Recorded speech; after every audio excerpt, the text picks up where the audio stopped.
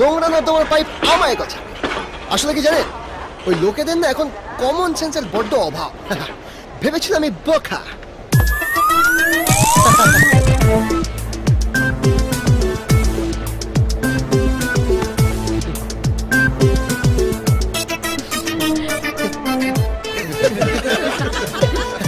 কোনো ব্যাপারই না, এক্ষুনি ঢুকে আসবে। আগে আমি কত ট্রাই করেছি, এসব আমার অভ্যেস।